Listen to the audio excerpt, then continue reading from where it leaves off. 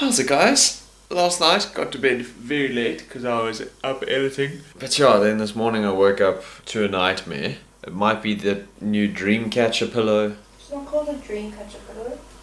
What do you mean? It's Dreamcatcher pillow. It's memory foam.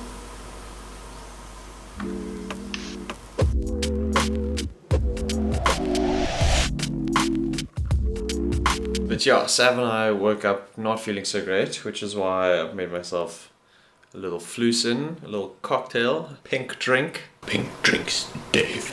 Are we in Vegas? No. Then we don't drink pink drinks, Dave. But at the same time, I'm making some tea for Sav, and I'm going to show you guys the secret to my productivity in Paris. Café filtre, or filter coffee, as they say in Dutch, I'm assuming. So I don't only have a spoon of that, I also have a spoon of this. Boom shakalaka. That was a bad one. I don't know why you laughed at that. How nearly perfectly timed. This is my usual morning alarm. Go get the ex-leader of the UN. Why? Because who's the ex-leader of the UN? Kofi Annan. Yeah, but last night I stayed up till 3:30 because I'm on one at the moment, which is probably not the best thing if I'm feeling a little bit under the weather, but I'm on one and I want to be just pumping out videos every day like I should be. Oh yeah, that reminds me, the video that would have gone out yesterday for you guys, I did a good sit down talk sitting like here, filmed it on the 5D, and it just had a lot of good information. So if you haven't seen that one, go watch that one because that'll give you a proper update just as to what's going on, why I'm in Paris, what I'm looking forward to, stuff like that. Today is a Sunday and it is the perfect day to go out and hit up. There's a local fresh produce market, so we're gonna go get some fruit and possibly a chicken for dinner tonight. We don't want to spend too much time out in the cold, obviously, with both of us not feeling so well. Feeling so good? I always get that wrong. Feeling so well. Feeling so well. Oh, I got it right, but I never know. Because feeling's a verb, so it needs an adverb. You hear that, everybody? Because feeling's a verb, so it needs an adverb. But yeah, then later, if we're up for it, which I'm really hoping we are, we're gonna go for a walk in a forest nearby and take the camera, dress nice and warmly. Where's to dress warmly? What's going on with my English, guys? I'm freaking out here. This is what it's like in the market. You've got all your fresh fruit vendors, you've got books and stuff over there. Yo, we got tons of fresh fruit. Check out those lychees, guys. I did not know that lychees grew like that. This market is amazing. We're finding which place is the cheapest Brussels sprouts, but I feel like they might be regulated just because everybody's in the same place. You can't really have people competing, can you? We got some of these choux de Bruxelles, that's it there, choux Bruxelles. Got those already, and Sav's gonna hook us up with some endives. For those that don't know, including me, these are endives. I've only ever seen them in like chopped, hey? The European version. European. And what are we gonna do? We're gonna put them in with the chicken, hey? Yeah. Avec le poulet. Okay, we got our veggie stocks for the week. Now we just need to find a place that sells chickens. Look at all those chickens. Oh, berries. I do love a berry. If this means what I think it means, my dad would lose his shit here. Artisan tripery. Tripiere. You do not get this anywhere else where they're cutting like smoked salmon fresh off the fillet right there. Epic. There we go. There's some poulet. They're quite big though. So we pussied out a little bit on the chicken just because we're not sure if it's going to come with giblets and all that, so we're actually just going to get one from a supermarket just to be safe. Also, they were all quite big. And then once you come outside, you can see they've got like clothes and stuff. They've got a head store here.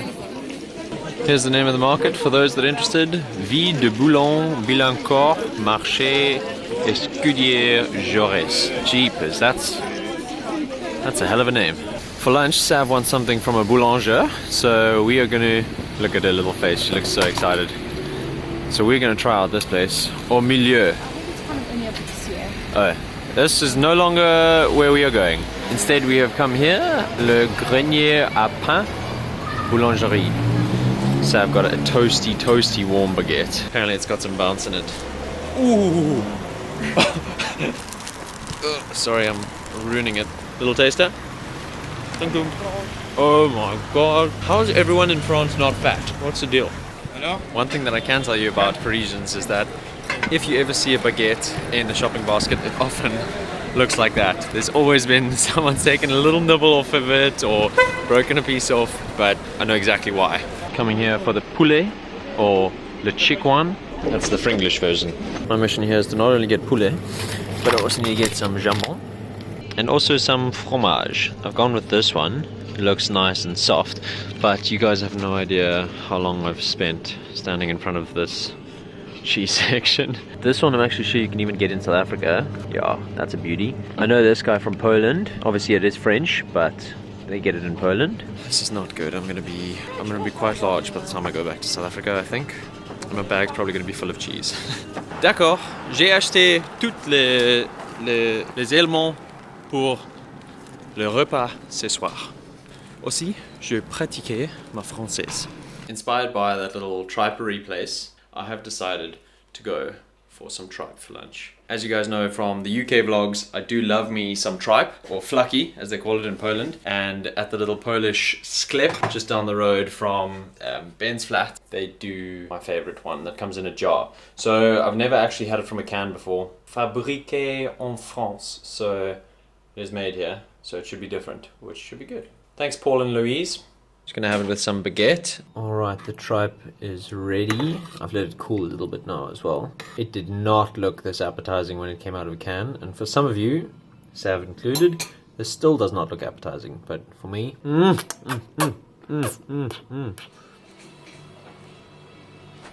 my god, that's disgusting. It's not disgusting.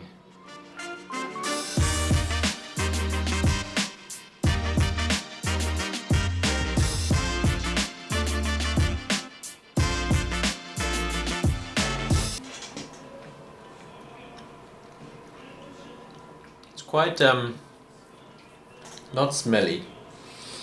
It's quite a thick sauce. Like it could be watered down quite a bit, I think. But it's good, the flavor's there.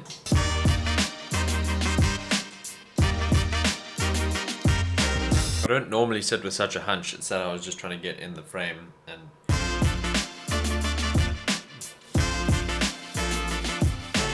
just finished washing up after my, I want to say lovely meal, but I'm going to be honest. The tripe in the UK, so the Polish tripe, was a lot better. I don't really trust anything that comes out of a can, so other than like straight up canned vegetables. But a meal that comes out of a can is not as appetizing as a meal that comes out of a jar. So I doubt I'll buy it again, just because it was quite thick and heavy and salty, and also I've got a little complainer. Even though it doesn't smell that bad, I do admit that it does actually smell different to other foods, but we have decided to pull the bed out because it is a Sunday and there's nothing wrong with having a little afternoon nap if that's what tickles one's fancy. I might get to some more editing, but we'll see. I could fall asleep. And that place that we came to earlier still has a queue. We have left the flat all nicely dressed up, nice and warm. I'm wearing my red jacket because we are going for a walk in the forest. I don't know if we'll get any good photos because the light's not so good, but you never know what's going to happen, which is why I've got my backpack with all my right tools in there. And the reason why I wore the red jacket is because I thought it would be a nice pop of color in an otherwise dull environment. That's where we headed, Parc de Boulogne. Also, Ben, I found your Berghaus gloves in the jacket pocket of this red jacket, so I'm borrowing them. I hope you don't mind. I'll message you now. Here we are, Parc de Boulogne, Edmond de Rothschild. Hey, ducks. Do you want to hear my duck call? For those that haven't seen it before. You ready? Oi! Ducks! So we were hoping to maybe take some photos on this bridge. It's pretty cool. Pink, a little bit dirty. But as you can see, there's a few people on it. All these ducks. These guys must have heard me calling them earlier. You guys can't see it, funnily enough, because of the reflection, but I might use that reflection to my advantage now. But look at the color of all the leaves. All the leaves, there's just so many different shades of brown in there. Also, we're going to go sneak up to that bridge. Well, not necessarily sneak, we're just going to walk. This is a beautiful, beautiful little park. Sav said, it's the largest green belt in Paris. One of the major green belts in Paris. Was owned by the Rothschilds. And then they gifted it to the city of Paris, as far as I understand. That's a hell of a nice gift. Yeah. Guys, check. A beaver. Aww. What the hell? I didn't know they got beavers here. That's so cool. Not sure if you guys can see little postman Pat going over the bridge there. That means our time has been cut short because the park is closing. So we have to leave. Can you hear the whistling? That's the signal. Sports match is over. Full time. Get off my pitch!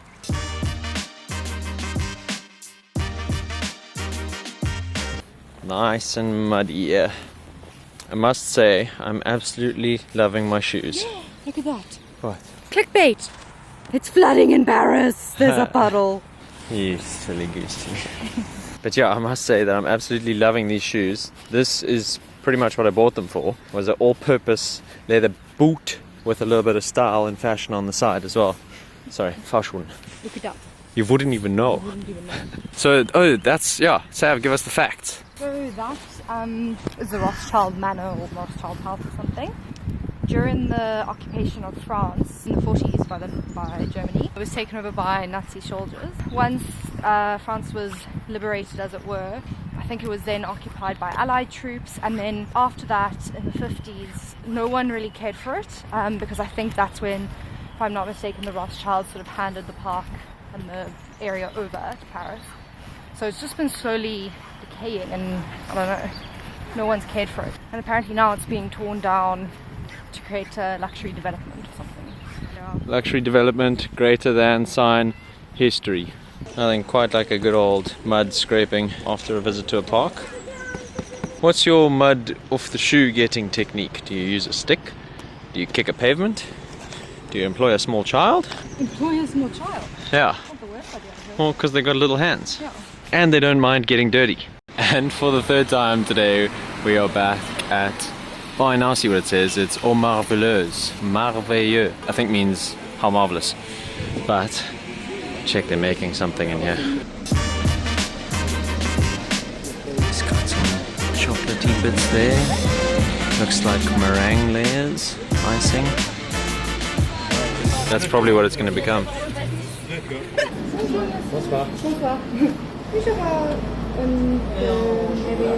I saw this painting earlier. How cool is that? Reminds me of my dad.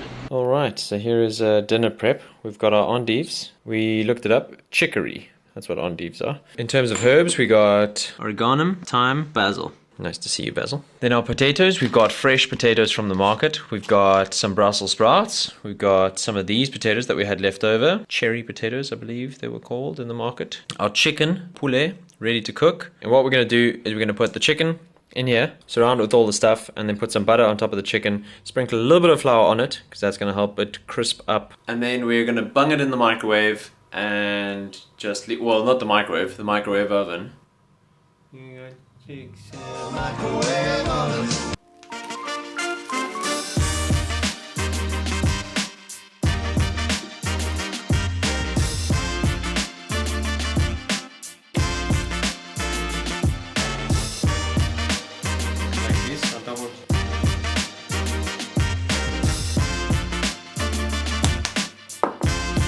Slight change in plans. Not everything was going to fit in this one dish, so we've split it between the two. And we'll see how it goes, I guess. So the veggies are done. In fact, these Brussels sprouts look amazing. But the chicken was raw dog millionaire. He's gone back in for about another 40 minutes. There we go. As you can see, chicken is now cooked all the way through. Endives are done. So it's not the best chicken I've ever made, and I usually like the drums and the thighs, but they were looking a little pink, so they have gone back in. And I know now that it's cut and everything, it's going to be drier and whatever, but look, I'd rather have dry chicken mixed with mayo on a sandwich later in the week than salmonella today. Fun fact though, for all of you that didn't know, not all chickens carry salmonella. So if you eat raw chicken, it's not a guarantee that you'll get salmonella, but it's a much higher chance than if you eat cooked chicken. Never had endives before that I know of, and I was trying to pinpoint the flavor. They're very much a cross between leeks and cabbage. They're like quite similar to both. I was also getting hints of like a mushroomy flavor, which I'm not sure if it had to do with the way that we cooked them or... But so if I had to describe the flavor in a sentence, if you took a bite out of a leek, you took a bite out of a cabbage, and someone in the other room is having a phone call about mushrooms. Alright. I'm in my car. I'm high as a kite. Alright. Either this chicken is done, or I am, because I've had enough of it now. It spent about 2 days in this thing, laid an egg while it was in there. I'm I'm not impressed with you, microwave oven. And for dessert, our treat that we bought from ORRR, which directly translates to a marvelous aux, and I believe it belongs to Fred. Fred's Marvelous Aux cable. And we went for their namesake, merveilleux, which by now, as we all know, means marvelous. And it looks like what we've got in here, a little bit of meringue, a little bit of cream, and a little bit of shredded chocolate. Alright, let's try this bad boy. Come on, ye gunners. Da-dum, da-dum, dum, da-dum, dum, da-da. Oh, merveilleux! Oh. Oh.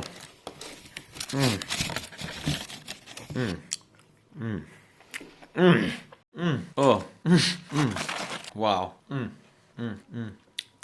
This is one of those desserts. Not even the box that it came in is safe. Drop it.